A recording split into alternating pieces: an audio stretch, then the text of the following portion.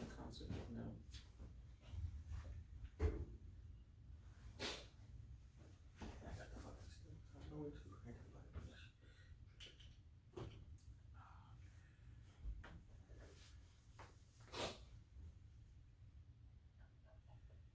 You already recording?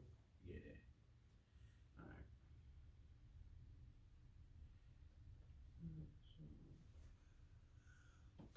right.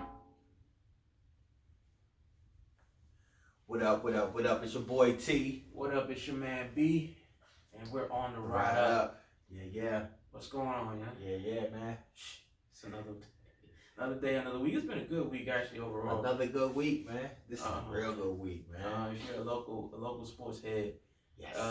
Your man Jay Gruden is on his way back to Oakland or wherever. Oh, I wasn't even thinking about that. Oh man, that's made this week even. It's a phenomenal week. It's not a good week. It's a phenomenal week. Only other thing that make it this week better for the Redskins is that Bruce Allen was gone. Oh, we get on that. We get on that. Yeah. So that's football. Then we're here with the next. We're going to discuss the next champions of the WNBA. Absolutely. The new champions of the WNBA. Absolutely. The Washington Mystics. Congratulations, ladies. Congratulations, man. It's been a long ride for them, man, since they first got because they were an expansion team and they weren't one of the original teams in the WNBA. They ended up getting an expansion team, and it was tough sledding early on. They had the audience, but they didn't have the players. We had Shamika. Or Shamiqua Walls called in and live up to the billing. She was having issues. She had issues, man. Yeah, no disrespect to her. She had some things going on. With her mind or whatever. But eventually they got a good team. We ended up getting Atlanta. Yeah. Atlanta had some good years here. Yeah, definitely. Shout out to her. I think they just Mike Tebow, being able to land in from Connecticut. Right, and he at one point he was the GM and the coach, right? Yeah, so he did the same thing. Yeah, he's running the show here. Okay. So putting that team together, man. Shout out to Elena Delle Donne forcing her way to the Washington Mystics. That girl had 3 herniated discs. Playing with a broken back. That's crazy. Spinal. I broke my back. Shout out to Christy Tolliver for the Terps. You know what I mean? Yes. And it was sucky because I tweeted out. It's like shout out to Alyssa Thomas, but sorry.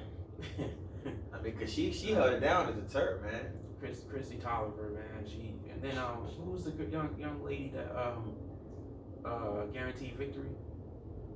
Oh man, you must have missed it on Twitter. There's kept going around that. See, I'm not the greatest Mystics fan, but she guaranteed the victory after they lost game 4. Yeah. So yeah. It was interesting. It was tough. On her. Salute to the Sun though, man. Those girls ball, and I was like, man, the NBA players should be thankful that they got guys 7 feet tall. Seriously, because the way these girls shoot, it's ridiculous. I mean, it's just a different game. I like the game. I mean, from 1 to 5 though, the point to the center, they all, if you leave them open, they knock it down the shot. It's dudes in the NBA right now getting paid $20 million. You can leave them open all game long and they might hit one. That's crazy to me. The NBA definitely depends on its athleticism. That's crazy to me. The WNBA has a lot more It has basketball skill, and you can appreciate the shooting there. I think the overall package, they have more skills. Okay. As a guy who loves playing the game of basketball, I've played with clearly predominantly men. The few women that I've played, they didn't have the ones that I played with. They didn't have the type of game that would make me respect them. Right. Because they weren't playing in like AAU. They weren't playing on the team. They were just girls playing in the hood. When you were playing, I was like, back then, there was a dramatic difference between women's basketball we was watching when it started sparking off in 1996, like when the Dream Team 2 came out, and then they were like that was 92 when the Dream Team came out. That there was the women's Cheryl Swoops, Lisa Leslie, Dawn Staley. They were all they sparked that movement off, and you know what I mean, like the WNBA came in 90 something, whatever it was.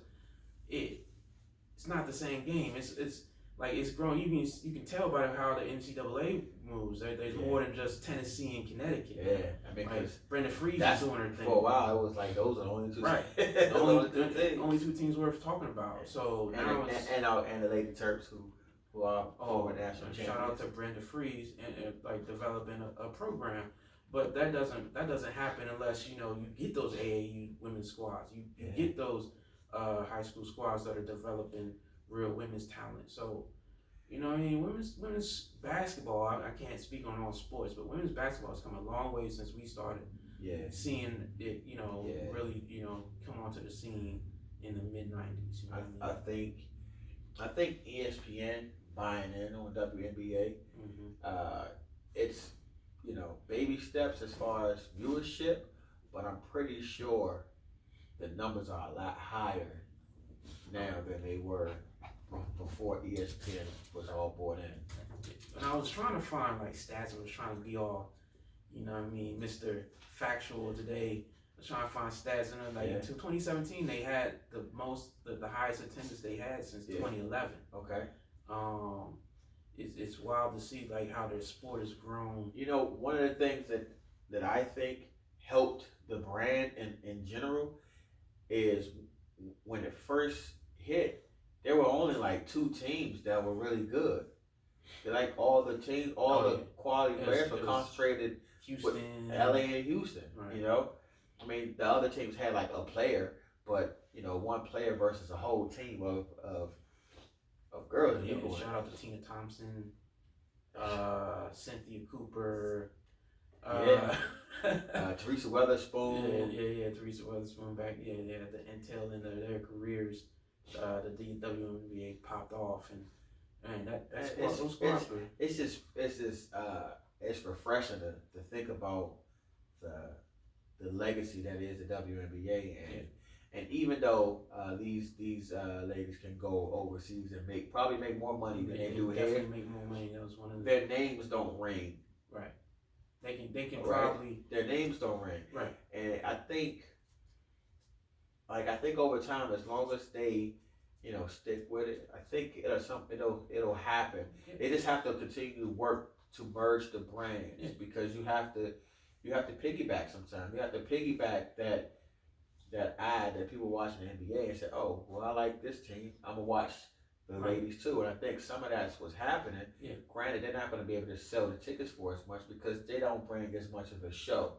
Because they're fundamental, but it's like the only team in the NBA that's fundamental really like that has been the Spurs for a long time, and people say they're the boring team to watch. So I think that sort of was the issue with the WNBA, whereas the excitement is just in your team, and you like your team winning and performing well. But if you can watch a game and just enjoy it, just as with baseball and watching somebody being fundamentally sound, or any other sport, watching the girls play and just see how they move the ball, how they properly box out, how they switch on defense, how they never lose form when they're shooting their jumpers. I mean, from the first to the fourth quarter, it was just refreshing. And and I'm not going to pretend to be like the most in-depth WNBA fan because I'm not, but I do watch enough of it to to have an appreciation for it. Right. And I definitely was glued to the TV to watch that thrilling Game 5. It was, and you know what made it thrilling. I'm gonna tell you what it was, especially for DC Sports, to have it a day after that Nationals Dodgers Game 5. Oh my God! I think that energy transferred, and it's like, you know what, we want to transfer this and keep it going. I mean, like people talk about the DC sports curse and all the other stuff, but you know what what I mean? Curse? Yeah, there's no curse. Like people like really like they need to get over it now. I mean, Capitals won a championship. The Nationals is now past and they've gotten past in the divisional round and they're in the championship round and you know and they're currently up 2-0 game one against the Cardinals. Currently up 2-0 against the Cardinals and it's like priceless. Yes. Priceless. Like if you I got to see the highlights of that game 5 and it was amazing how Anthony Rendon got paid that man. Come on, learners. I said this to one of my colleagues yesterday when I was telling them about the game. I said, this game was so great that at someday they can write a movie, and this game could be like the end of the movie, the way it played out. To be playing against a Dodgers team who beat them 6-0 game 1, and then beat them 10-4 in game 3. Yeah. You know, so I mean, they can, when their bats get swinging, they get runs. So to be down 3-0 with Strasburg starting, to go down 3-0, and you had they were down 3-0 really fast. Strasburg was and they had Kershaw. So it's, you thinking Kershaw got a three run lead, it might seal the deal. But we get to the 8th inning, and to have Soto and Rendon going back to back in the lineup played perfectly. Mm-hmm. So we end up tying it up 3-3 in the 8th. Mm-hmm. The 9th inning was really pivotal because what ended up happening is their closer Kelly, his 9th inning was beautiful. And I can't take anything away from him. And we did a good job of holding serve too. But the problem was this: we said, listen, we need this because being at the top of the inning, we said we just have to survive the bottom of the 9th. If we survive the bottom of the 9th, and we get Eaton, Soto, Rendon, one of those two guys. Because we thinking maybe Eaton would get a base run. Even if he get an out, we'll have one out. The worst case scenario, we be in the 10th inning with one out, and we have either Rendon or Soto to get at least one run in. Right? Yeah. What ends up happening is Eaton actually gets on first. Mm-hmm. And it was like, okay, now you got Eaton on first. Let's see if Rendon can get a little something. What ends up happening is when Rendon hit it looked like it was going to be a home run. It went to the fence. And it was poetic because it went to the fence, but where it hit in the fence, it got caught in a little cushion, so it couldn't bounce off. So it's like it worked in favor of the Dodgers in that sense, because that ball could have bounced off the gate and bounced back in the field, but the outfielder would have had to chase it. So it was good for a double. So you get Eaton on third, you get Rendon on second.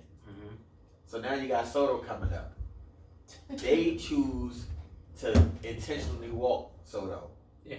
So you got bases loaded, 10th inning, and he set the context to that. Harry Kendricks has not had a good playoffs and not a good series. Agreeable, but here's my thing is this: you're like we're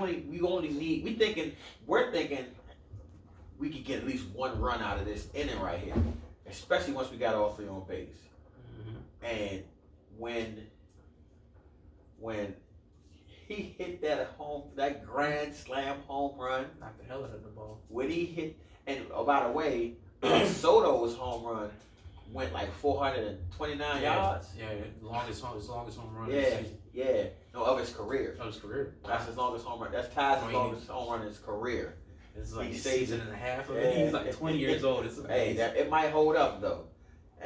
So to have him hit that grand slam in the 10th inning, it's amazing. Man, I made up for all the blunders because he was struggling. Yeah. Oh, he was struggling. Yeah, how he was struggling in the field, like 4 errors over the series. But that grand slam knocked him into the next round. So we have a special guest. We're on Laurel, and our special guest here is Kylo, and he wants to play with everybody, and he thinks he can play baseball because he's catching everything. It was a great game, though, man. It was a great game, and to get over the curse. All we could think about was, thank goodness, we finally put that Cardinals series behind us. Yeah, Nationals fans deserve that. I think that was, and they deserve this team. I think, and this team deserves to get to this championship round, man. I'm really believing they can go all the way and get the pennant. They struggled against the Braves and the Cardinals knocked them out. So it's kind of like it's lining up for them. I think, and we'll see how it's 4-game series and the biggest struggle they had all season was the bullpen. And it was like 19. They were 19-31. Yeah. Yeah. They were 19-31. I gave up on. A lot of people counted this out. So naturally, the fans probably just passed it in for the season, thinking, all right, maybe next year. Yeah, they got to regroup. They got to find. They weren't gonna go over the salary cap to find another bullpen arm. So everybody's like, well, damn, that's how they're losing pretty much. Corbin was good. Strauss was good. Max Scherzer was doing good before his injury. So it's like, that was the main crutch of the team. And, they get this little tweak at the trade deadline, and it's made all the difference in their season. And Davey Martinez is turned it around. Like, you gotta salute that man. Yeah, man. He made some good calls. I think he's definitely put them in position to win. Yeah. We'll take it one game at a time, but it's hard to, after the way they've played, the way they battled just the end of the season. Oh, just smoked the end of the season. You gotta love the end of the regular season. They just smoked through it. They won. Won convincingly during the end of the season. They go into that series against them. They had a amazing July, a good August. You didn't see like that. Are they peaking too soon? Question that never really came up. Yeah. They kind of like fell back to kind of earth because they was playing 700 ball, and then they was playing 5,500 balls or something like that. But it wasn't so dramatic as to say like, oh, they how they're gonna play into the playoffs. But man, it's an amazing season to see them come back. I think and go from 19-31 to where they're at now, and no one expected it, man. Yeah. You went on Sports Talk. All you heard was, oh, they need to trade this guy, need to trade that guy. Oh, they're not going to re-sign Rendon, and this is the end.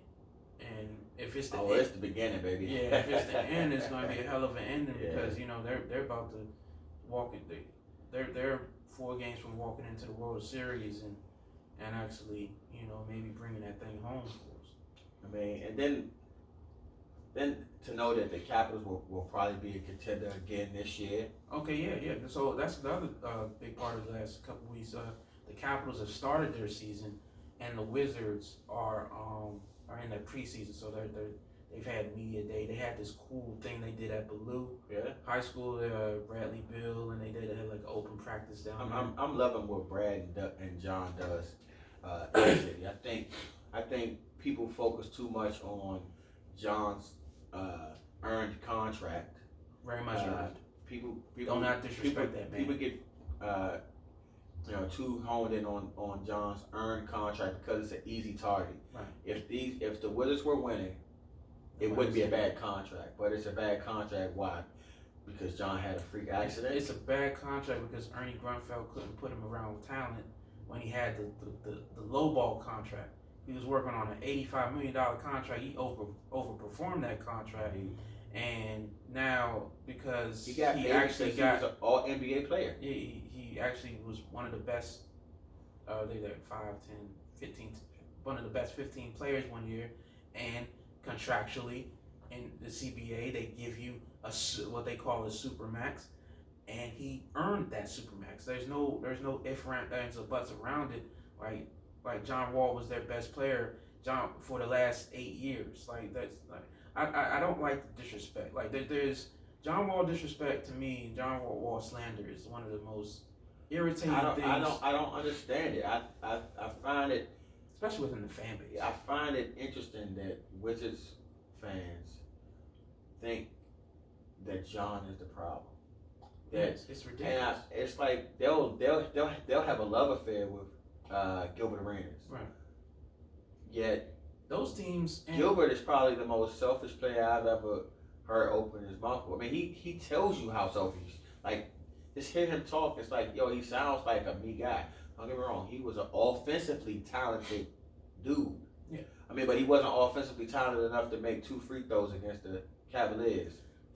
You know. You know what? I don't hold that against Tony. I do. Only thing I do. If you ask him what part of his game was the best, he's going to say he's an offensive player. Your job as an offensive player is to get buckets. You got to the free throw line, you break those buckets. But people will compare him to James. People compare James Harden to Gilbert Arenas. Yeah, James Harden wouldn't have missed those 2 free throws. Probably. But James Harden has a way better squad than Gilbert Arenas ever played with. We're not talking about the squad. We're talking about individual performance. James Harden wouldn't have missed those 2 free throws. And don't get me wrong, I like Gilbert Arenas, but I just find it funny that they show more love to Gilbert Arenas than they do John Wall, where John Wall is a 5-time All-Star. So I mean, that's at least 5 seasons worth of quality play he's giving your team versus what, 3, 4? Yeah, Arenas, and then Arenas he had his meniscus injury and got signed while he was injured. Yeah. Renfeld gave him a big contract. He got that $111 million while he was injured. Yeah. John Wall wasn't injured when he got hurt. He got hurt after the fact. Yeah. You know. But you can question how he starts seasons. Like John Wall, early on he couldn't really finish. He was going too fast towards the basket. But he rounded himself out. He got people paid. Shout out to Martell Webster. And he was an injury prone guy. He got him paid. He got Martin Gortat paid. That pick and roll got Martin Gortat paid. He got a lot of guys paid, and I think the slander and the disrespect is unwarranted. Like he came in, he was that the team was 5-29 that second season he got hurt, and he won 29 games by himself. Like I want to see the team that has an All NBA player. I want to see the team that has an All NBA player, and then they don't give him a max deal. No, it's crazy. No, there was no other way to go other than to max out John Wall, and thank God he signed the damn thing. Like he didn't have to stay here. Like he could have said nah, like Anthony Davis, and left. Like DC is looked at like New Orleans, which is. It's disrespectful in its own right. They're not a major market. That's what I'm saying. They're not a major market. We're supposed to be, but we're looked at like as some type of I think that's been a leadership and ownership issue. Absolutely. And I think the tide is going to get turned. The problem with DC sports and when it comes to its fan base is. You look at it as, okay, yes, we're a major market, but it's a really business-oriented place where people have come from other places. Mm-hmm. So there's other outside influences that take place. I know a lot of people that aren't from here that live here. Mm-hmm. So if you root for a team, you don't just go to a new state and decide, I'm gonna root for this team now. No, it doesn't work like that. No. So if you have people from California, they're going to probably root for the 49ers or the Chargers or the Raiders. If you have somebody from Boston, they're going to root for the Boston teams. That's the way it goes. So when you have a lot of those, and we're so close to PA, you're going to get a lot of Steelers fans, you're going to get a lot of Eagles fans. So I feel like with the Wizards, it's the same thing. On top of the fact that, like, when the Redskins were in its heyday, they were good enough that you had fans who were proud to say that they were fans. So it didn't seem as though there were more fans of opposing teams that live here. there's clearly more Redskins fans that live in our area than other teams, but the fact that they have been putting at best mediocre at times product on the field over time. People don't like the ownership. People don't like management. You know, so it's like, why am I going to spend money on apparel? The stadium's it's not fun to go to the stadium. You know, and we've already ragged on on the Redskins apparel. Yeah. FedEx is so I don't want to detract from the overall DC sports by focusing just on the Redskins. But I think if you put the Redskins to the side for a second, and even the Wizards, because a lot of fans, older fans, the Wizards for a long time when they were the Bullets, they weren't. I'm speaking like the late '80s to the '90s and up when they were the Bullets. Oh yeah. The way that the games were marketed, they were marketed as come see the other team. It was a coming attraction for the other team. Right. So it's like, why would I pay? They were an afterthought by design. Rest in peace, Abe Poland. He had his team president, Susan O'Malley. Rest in peace, Abe Poland. Whatever. Whatever. Like, he was a cheap guy. He was an idiot. Yeah, he was a cheap guy. He was an idiot. He was stuck in the 70s, and he was a rich idiot. He was an idiet. He's stuck in the 70s.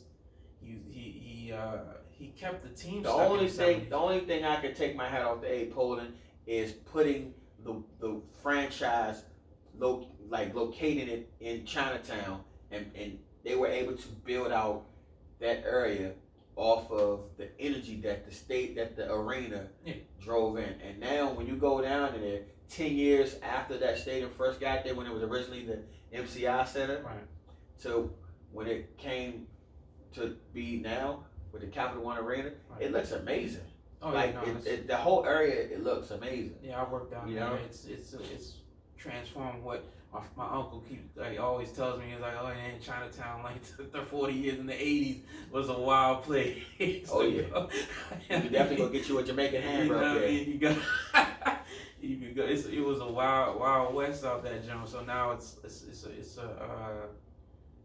a great place to go and eat. Regardless of my favorite place to go eat pregame. Yeah. I'm always gonna go to Fuel. We're gonna hit Fuel. There's another pizza place. I don't care. We're getting way too low. I don't care. I'm always gonna go to Fuel. Yeah, it's right across the street. It's away from the crowd. I can give me a slice. Now I can give me a brew. Yeah. And then go to the game. And they turning Green Turtle into a gambling spot.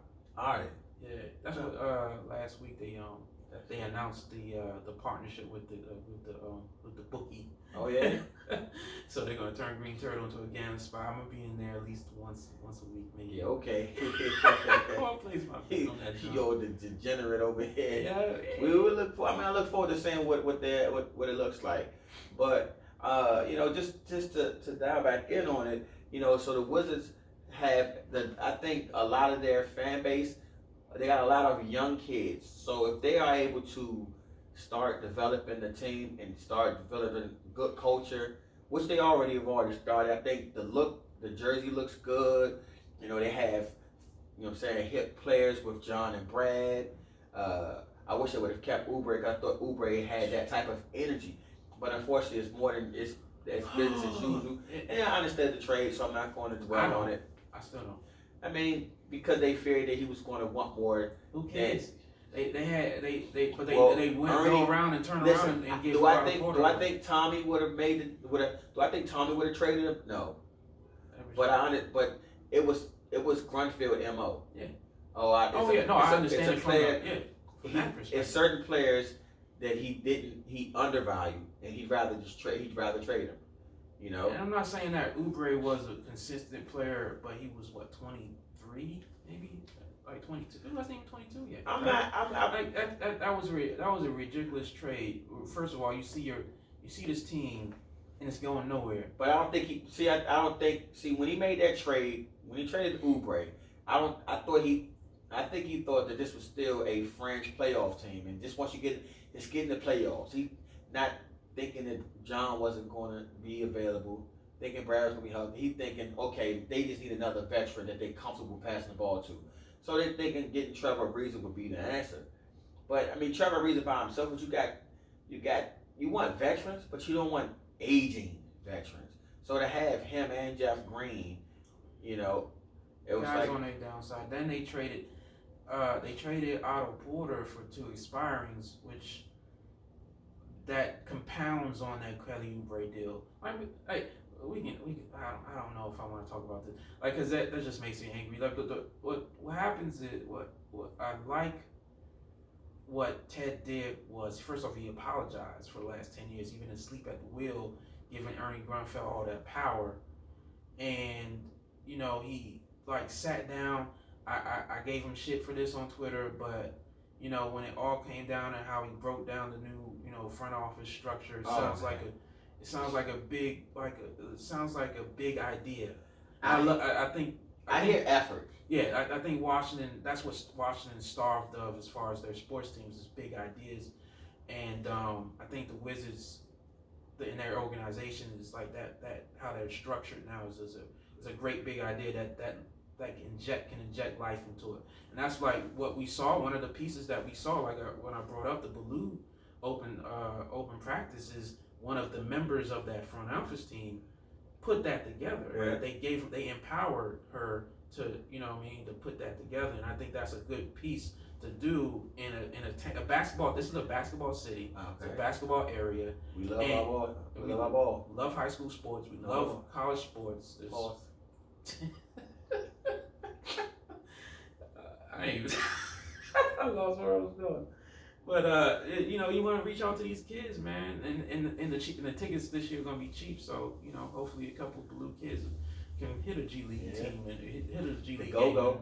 Yeah, exactly. Go still gonna be running and hit the Wizards game a couple times. I can't do the 400 section no more, but nah, ain't no ball. But so why you can't do 400 section? Bruh, I cannot. My nose starts to itch. Oh yeah.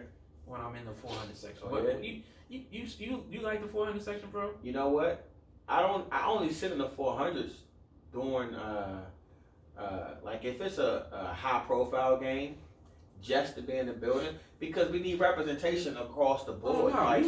So if I go to I like to go to a game, and I love when I'm around a lot of the visiting teams fans, because I'm gonna talk my shit. I'm gonna talk it, and that makes it all the better. I think the last time I sat up high was against Golden State. When we beat Golden State, I sat up high in that game. I sit high during the playoffs. We played against Boston. I went to all 3 of those games. I sat up high.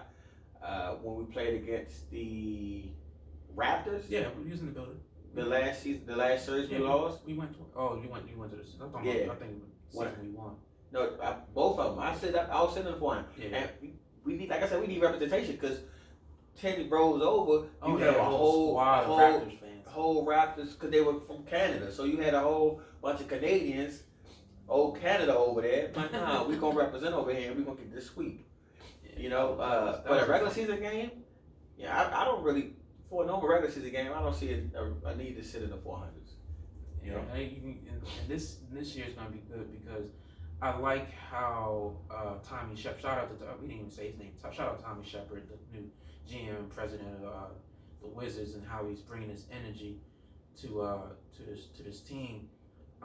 He's brought in some, not even shot in the dark maybe prospects, but he's brought in some legitimate prospects that, if the plan goes well, which I think is to keep Brad and pair him back up with Wall, and hope Wall's 85% of what he is in 2020. 90. We'll see. We'll see if he's 85, 90%. I don't know. Like, Achilles are tough, and he's gonna be 29. But I hope, I'm praying for John Wall to recover fully. So you talking about next year? I've called this year. I think Sports Illustrated. Hey, hold on. Wait. Yeah, if you listen to us on Anchor.fm, there's voice recording. You can tell this, all my basketball fans. on Wizards Twitter, guys. And I think we're going to be going 30, 35 wins.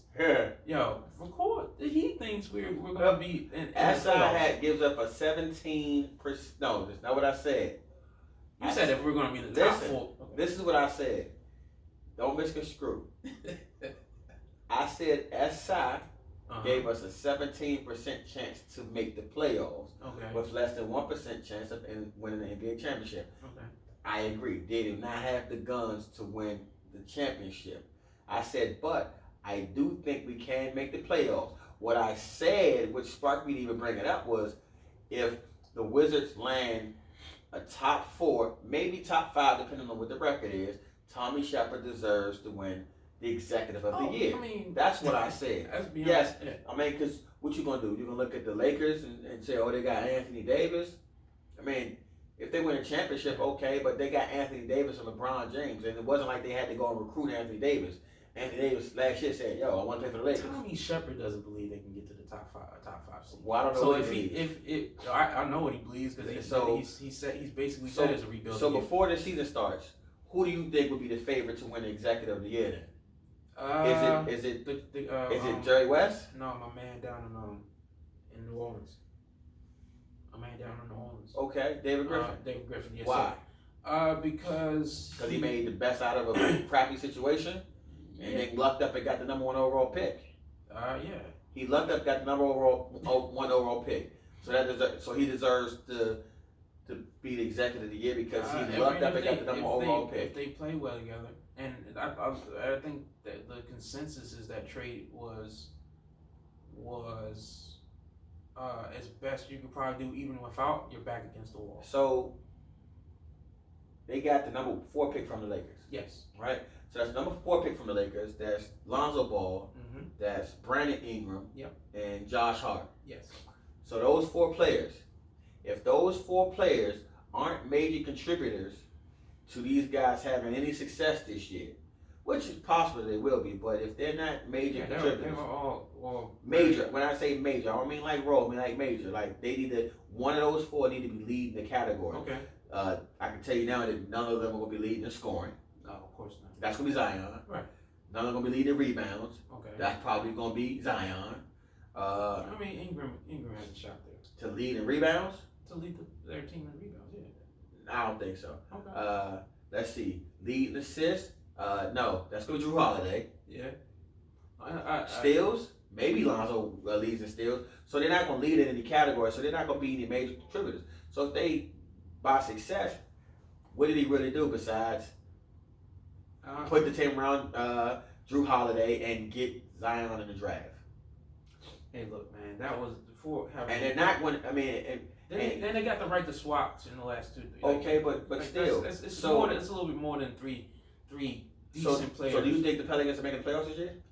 Do I think the Pelicans? I've not analyzed what the Pelicans are going to do. So I'm gonna name. Just say yes or no in the playoffs, and we'll I'll get to the right now. So we're gonna put the Pelicans at number 1, and we're gonna move them down. Okay.